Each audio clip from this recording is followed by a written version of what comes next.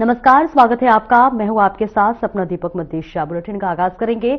मुख्यमंत्री योगी आदित्यनाथ ने अपने सरकारी आवास कालिदास मार्ग लखनऊ में आयोजित जनता दर्शन में लोगों की समस्याओं को सुना और संबंधित अधिकारियों को प्राथमिकता के साथ जन समस्याओं के शीघ्र निराकरण के निर्देश दिए।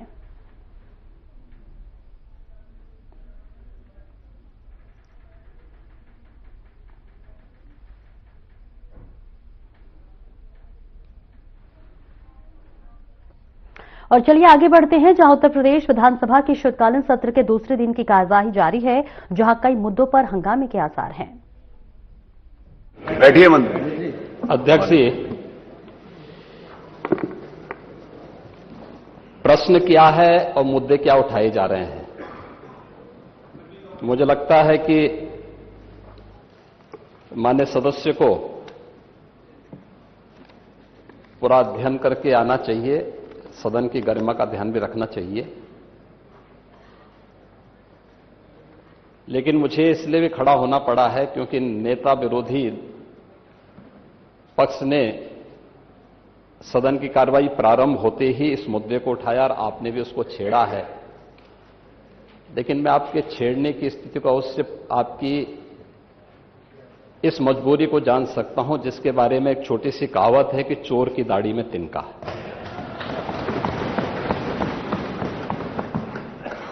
प्रश्न है नकली दवाओं के सेवन से होने वाली मौतों के बारे में, जिसके बारे में उनको उत्तर दिया गया है कि इस प्रकार के कोई भी प्रकरण अभी तक उत्तर प्रदेश सरकार के संज्ञान में नहीं है। दूसरा, समय समय पर इस दिशा में खाद्य सुरक्षा और औषधि प्रशासन विभाग के द्वारा छापेमारी की कार्रवाई भी होती है। उत्तर प्रदेश के अंदर कोडिन कफ सिरप के मामले में, जिसको नेता विरोधी दल, मैं तो ये मानता था कि उम्र के चौथे पड़ाव पर व्यक्ति सच बोलने का आदी कम से कम इस उम्र में तो होगा ही, लेकिन इस उम्र में भी इस समाजवादी उनको झूठा बुलवा देते हैं। इस उम्र में तो कम से कम उसे झूठ मत बुलवाओ भाई, सच बोलने के उनको आदी होना चाहिए। और तो चेयर पे बैठ चुके हैं लंबे समय तक, स्पीकर के रूप में उन्होंने सदन को आगे बढ़ाया है। कोडिन कफ सिरप से उत्तर प्रदेश के अंदर कोई मौत नहीं हुई है। एक। दूसरा, इस मामले में एनडीपीएस के अंतर्गत कार्रवाई होगी। ये उत्तर प्रदेश सरकार इस मामले को कोर्ट में जीती है, उत्तर प्रदेश ने इस मामले को लड़ा है। तीसरा, उत्तर प्रदेश में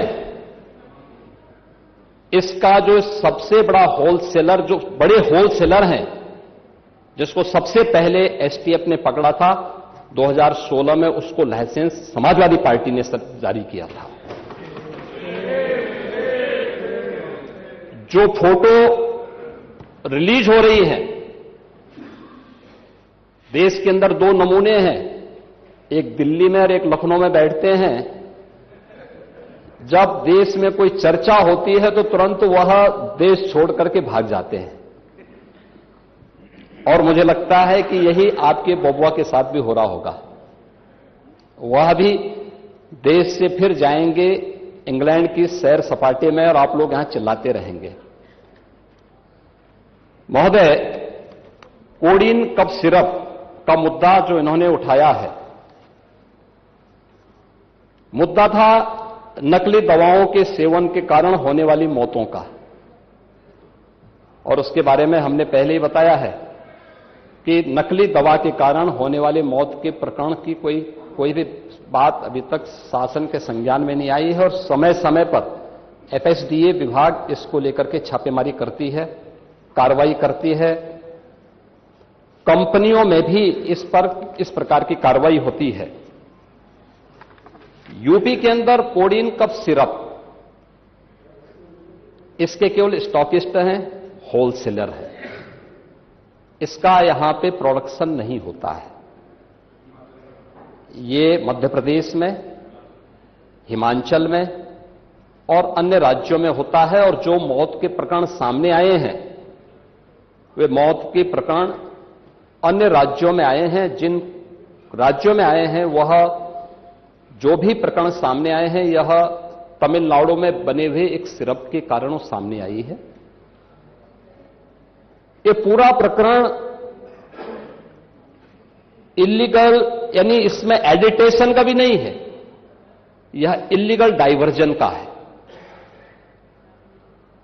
इस डाइवर्जन के माध्यम से इन होलसेलर ने, जिसमें सहारनपुर का भी है, गाजियाबाद का भी है, वाराणसी का भी है, लखनऊ का भी है और कानपुर का भी है, इन लोगों ने इसको उन देशों में पहुंचाया है, उन राज्यों में पहुंचाया है जहां मद्य निषेध है, लेकिन वहां पे नशे के आदी लोगों को इसको लेने की एक आदत सी है, तो वहां पर उसका दुरुपयोग किया गया है, जबकि बिना चिकित्सीय परामर्श के इसका सेवन नहीं हो सकता, खासतौर पर बच्चों के लिए। एडल्ट भी चिकित्सीय परामर्श से ही इसका सेवन करता है। कौन ऐसा व्यक्ति है जिसने कफ सिरप नहीं लिया? खांसी होती है, हर व्यक्ति लेता है, लेकिन चिकित्सीय परामर्श से उसमें लिखा जाता है। क्योंकि पढ़ाई लिखाई से आप लोगों का कोई वास्ता है नहीं, इसलिए आप लोग हमेशा इस प्रकार की बातें करते हैं।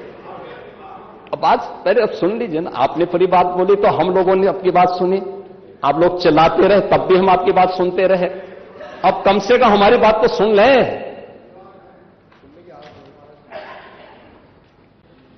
ये कार्रवाई सरकार ने की है और सरकार ने इसके लिए 79 अभियोग अब तक दर्ज किए हैं। इसमें 225 अभियुक्तों को इसमें नामजद किया है। 78 अभियुक्त अब तक गिरफ्तार हुए हैं। 134 फर्मों पर एक छापेमारी की कार्रवाई हुई है और इसमें अब तक जिन क्षेत्रों में ये आई हुई अलग अलग राज्यों से जुड़े हुए यह सभी केंद्र हैं, और मुझे लगता है अगर आप इसकी गहराई में जाएंगे तो घूम फिर करके वही मामला है कि वो कहीं ना कहीं कोई ना कोई समाजवादी पार्टी से जुड़ा हुआ नेता या उनसे जुड़ा हुआ कोई ना कोई व्यक्ति उसकी चपेट में आता है। और इलीगल ट्रांजैक्शन भी जो हुआ है वह भी आपकी लोहिया बहाने के एक पदाधिकारी के अकाउंट के माध्यम से हुआ है। एसटीएफ इसकी जांच कर रही है। इस पूरे मामले में हाईकोर्ट से उस पूरे मामले को एनडीपीएस के अंतर्गत इस मामले में मुकदमा चलना चाहिए। ये उत्तर प्रदेश सरकार ने इस लड़ाई को लड़ा है और उसको जीता है, और इस मामले में कोई भी अपराधी छूटने नहीं पाएगा। और चिंता मत करिए, समय आने पर बुलडोजर एक्शन भी, उसकी तैयारी भी रहेगी। उस समय चिल्लाना मत करो। प्रश्न संख्या 5 डॉक्टर रागिनी। देखो ये दिखाना नहीं, पूरा माननीय मुख्यमंत्री पर मेरी बात सुनिए। विषय आपने मेरा बात सुन लीजिए, मेरी बात सुन लीजिए, मेरा निवेदन सुन लीजिए ना। आप उसको सुनेंगे कि अपना बोलते रहेंगे? अगर आप अपना बोलते, अगर मेरा निवेदन सुन लीजिए। अगर नियम एक सेकंड सुन लीजिए, क्योंकि आपने नियम 56 दिया था और पूरा उत्तर माननीय मुख्यमंत्री जी के द्वारा दे दिया गया, ठीक है? तो वो विषय समाप्त कर दीजिए उसको, नियम 56 को। नियम 56 का विषय तो पूरा आ गया ना, उत्तर तो आ गया उसको। अब वही तो आप चाहते थे, आपने जानबूझकर कि आपके नेता उस विषय को ना उठा पाए, आपने उसको उठा दिया। जब आपने उसको उठा दिया, ये सदन के सम्मानित नेता हैं, वहीं पर आपने किया ना, तो आपने और कभी कभी समाप्त कर दिया, उसका उत्तर आ गया। उनकी वाणी ऐसी निकलती है जो उनके सब अनुरूप नहीं रहता। अभी आपने कहा 2 नमूने हैं, एक समाजवादी पार्टी, एक वो। तो उन्होंने किसी का नाम तो लिया नहीं। ये नमूने नहीं है, अपने ऊपर कैसे समझ? ये नमूने नहीं है, ये अरे आप नाम तो लिया नहीं, नेता प्रतिपक्ष किसी का नाम तो लिया नहीं। अरे आप क्यों समझते हो उनको? देखिए, मैं माननीय अध्यक्ष जी, किसी का नाम नहीं लिया, नहीं किसी का नाम लिया। आप समझते रहिए, किसी का नाम। देखिए, जो विषय सामने आया था, जिसको घुमा फिरा के उत्तर प्रदेश की जनता को इस मंच के माध्यम से गुमराह किया जा रहा है, माननीय, बार बार ये कहा जा रहा है कि मौतें हुई और हम कई बार इस बात को कर चुके हैं। माननीय मुख्यमंत्री जी ने जितनी बड़ी कार्रवाई बड़े बड़े लोगों के खिलाफ की, अभी आपके सामने माननीय बताया भी, और इस सीरप से उन मौतों का कोई मतलब नहीं है माननीय। रही बात इस बात की कि माननीय मुख्यमंत्री जी ने किसी का नाम नहीं लिया, किसी का अरे हुआ, उसमें हुआ ये माननीय, किसी का नाम माननीय नहीं लिया, सैकड़ों मौतें कहीं नहीं, उसमें हुआ ये माननीय मंत्री जी, उसमें ना एक आदमी नारा लगा रहा था कि सरकार चोर है, सरकार चोर है। तो उसने थानेदार ने कहा कि भाई क्यों बोल रहे हो इसका? तो उसने कहा मैंने नाम तो लिया नहीं। तो उसने कहा मुझे पता तो है, तो नाम तो लिया नहीं, आप क्यों बोल रहे हो? उन्होंने कहा अरे पार्टी का, अरे कोई नमूना नहीं है। डॉक्टर रागिनी, ये अपने आप बैठिए। अरे अगला प्रश्न आ रहा है, बैठिए रवींद्र जी बैठिए। चलो सब लोग बैठिए। अगला प्रश्न, ये सदन को अगला प्रश्न, गुमराह करना, सदन का समय खराब करना, केवल इनके पास एक ही काम है माननीय। चलिए बैठिए। अगला प्रश्न डॉक्टर रागिनी। और माननीय मुख्यमंत्री जी ने किसी का नाम नहीं लिया। वही तो मैं कह रहा हूं, किसी का नाम नहीं। अरे आप क्यों समझते हो हर बात सारा नेगेटिव अपने ऊपर क्यों लेते हो? बैठो। अरे बैठिए ना। अरे आपका नाम तो लिया नहीं, बैठिए। आप क्यों समाज में कहना चाहते हैं कि आपका नाम नहीं लिया लेकिन आप ही हो? बैठो, बैठिए प्लीज, बैठिए।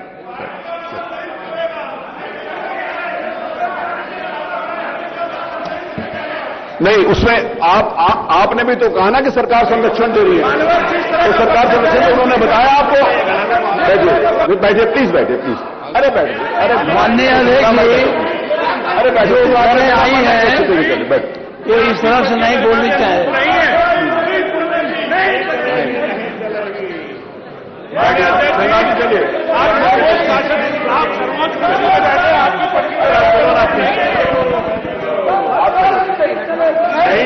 नहीं,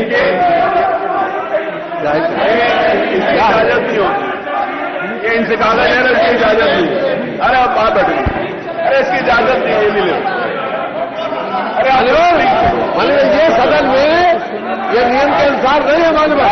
अगर इनको कोई चीज दिखानी थी तो पहले माननीय वहां टेबल करना चाहिए था। वो कह रहा हूं वो अलाउड नहीं है, वो अलाउड नहीं है। टेबल करना चाहिए था पहले। अरे आप चलो प्लीज चलो। क्या कहे ये सदन का समय खराब कर रहे मालूम। एक नियम उठाया था और उस वक्त तो चर्चा करेंगे, पहले तो प्लीज चलिए। आप लोग चलो अपने पे। हर चीज का जवाब मुख्यमंत्री जी के द्वारा दे दिया गया पूरा जवाब। उसके बाद इसका कोई मतलब नहीं है मालूम। ये सरकार पूरी तरीके से जो लोग इसमें दोषी पाए गए उनके खिलाफ कार्रवाई कर रही है। वो उस सीरप का कोई मतलब नहीं है मौतों से। उत्तर प्रदेश में एक भी मौत नहीं हुई, उसके बाद भी ये जनता को गुमराह कर रहे हैं, इस मंच को नाजायज तरीके से इस्तेमाल कर रहे हैं। इस देखिए कोई भी मंच को नाजायज तरीके से इस्तेमाल कर रहे हैं मानव। आप लोग चलो प्लीज, चलो। अरे चलो प्लीज, चलो। चलिए आइए, चलिए प्लीज, चलिए।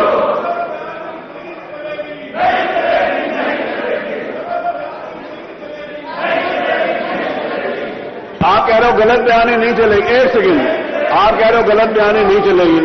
मुख्यमंत्री जी ने कहा एक भी मौत नहीं है, आप कह रहे सैकड़ों हुई है। बताओ ना नाम, आप नाम बताइए किसकी मौत हुई है। आप नाम बता, आपके पास नाम है नहीं, किसी की हुई नहीं, और गलत बयानी आप करते ही वो कर रहे हैं। गलत बयानी आप बैठे हुए, आप बताइए ना नाम। आप चलिए अपनी जगह पे बताइए। अरे मुख्यमंत्री जी ने कहा नहीं है ना, तो आप बता रहे सैकड़ों में से नाम बताइए। सैकड़ों कौन है? गुमराह मत करिए। बैठिए प्लीज, बैठिए प्लीज बैठिए। मेरा आपसे निवेदन, बैठिए। आप बैठो प्लीज, बैठो। आइए प्लीज। अरे वो आप चलिए, कहिए ना किसने कहा मना किया, किसने मना किया ना कहने के लिए? कहिए, चलिए कहिए। जब कहा कि एक भी मौत नहीं हुई तो आप चलिए अपनी जगह पर, चलिए जाके बताइए। अरे देखिए ऐसे गुमराह, हम इनके इस नहीं बयान पर हम लोग वॉकआउट करते हैं। चलो जी, आओ। चलिए हो गया, वॉकआउट हो गया। चलिए वॉकआउट हो गया। अरे वॉकआउट हो गया। चलिए वो उन्होंने कहा वॉकआउट हो गया। चलिए आइए, चलिए। प्रश्न संख्या, चलिए चलिए,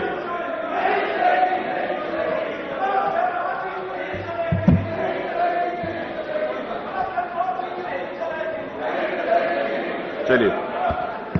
प्रश्न संख्या 5 doctor Ragini, doctor Ragini, doctor Ragini ने पूछना है? नहीं पूछना, चलिए। श्री अनिल प्रधान, नहीं पूछना, चलिए। तूफानी सरोज, नहीं पूछना, चलिए। नाहिद हसन, नहीं पूछना। श्री महेंद्र नाथ यादव, नहीं पूछना। स्वामी ओमवेश, नहीं पूछना। श्री संग्राम यादव, नहीं पूछना। इंजीनियर सचिन यादव, श्री पंकज मलिक, लकी यादव, रविदास मल्होत्रा, अरमान खान, मोहम्मद फहीम इरफान, श्री मुकेश चंद्र वर्मा, श्री पिंकी सिंह, श्री त्रिभुवन दत्त, इनमें से किसी ने भी प्रश्न नहीं पूछना। पूरे 20 प्रश्न ले लिए गए, प्रश्नकाल समाप्त। चलिए आगे। मैं लाइए 301, चलिए। आज दिनांक 20 दिसंबर 2025 को हमारे माननीय मंत्री श्रीमान राकेश सचान जी का जन्मदिन था, क्योंकि मैंने इस बात की घोषणा की कि हाउस के दिनों में अगर सैटरडे संडे होगा तब भी उसको अगले दिन लेंगे। तो श्री राकेश सचान, उत्तर प्रदेश विधानसभा के माननीय सदस्य राकेश सचान निर्वाचन क्षेत्र भोगनीपुर, जनपद कानपुर देहात से भारतीय जनता पार्टी के टिकट पर वर्तमान विधानसभा में चौथी बार निर्वाचित हुए हैं। आपके पिता का नाम श्री उदय नारायण सचान है। आपका जन्म दिनांक 20 दिसंबर 1964 को कानपुर में हुआ था। आपने स्नातकोत्तर की LLB तक की शिक्षा ग्रहण की है। वर्तमान में आप उत्तर प्रदेश सरकार में सूक्ष्म, लघु एवं मध्यम उद्यम, खादी एवं ग्रामोद्योग, रेशम उद्योग, हथकरघा एवं वस्त्र उद्योग के विभाग के मंत्री हैं के रूप में अपना योगदान दे रहे हैं। आपके जन्म दिवस के अवसर पर मैं स्वयं और इस सदन की ओर से हार्दिक शुभकामनाएं देता हूं। श्री राकेश सचान जी, MSME का कोई गिफ्ट दे देना सबको।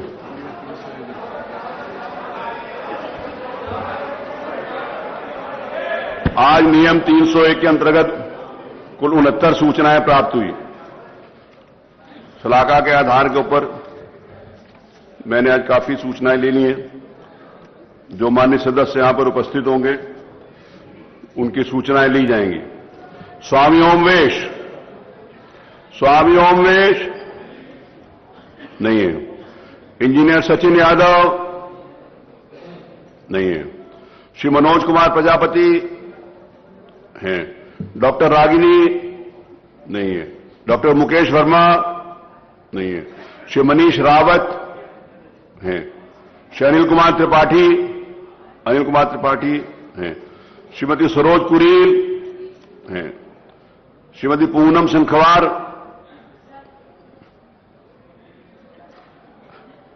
आज नहीं बोलेंगे, पूनम सिंखवार हैं। श्रीमती रेखा वर्मा नहीं है। श्री रविदास मल्होत्रा नहीं है, आने दो। श्री जियाउद्दीन रिजवी हैं। मोहम्मद हसन रूमी, मोहम्मद हसन रूमी नहीं है। श्री नफीस अहमद, नफीस अहमद हाँ हैं। श्री अतुल प्रधान हैं। श्री डॉक्टर पल्लवी पटेल हैं। मोहम्मद ताहिर खान, श्री नंद किशोर गुज्जर हैं। श्री रामचंद्र यादव हैं। श्री संजीव अग्रवाल, संजीव अग्रवाल हैं। श्रीमती आराधना मिश्रा मोना हैं।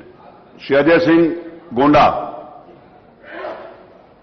श्री रमेश चंद्र मिश्र, श्री शलभ मणि त्रिपाठी, श्री राजेंद्र सिंह पटेल, श्री राजेश्वर सिंह हैं।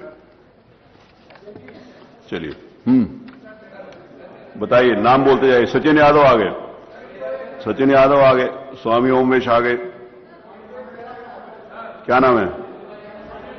मुकेश वर्मा, मुकेश वर्मा कहां है? नहीं।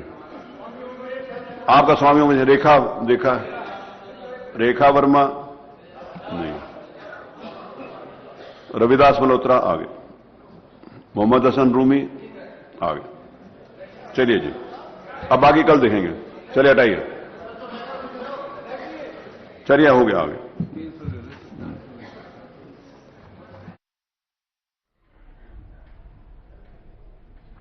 विधानसभा सत्र की तो लगातार कार्रवाई है वो जो जारी है। फिलहाल इस बुलेटिन में इतना ही। नमस्कार।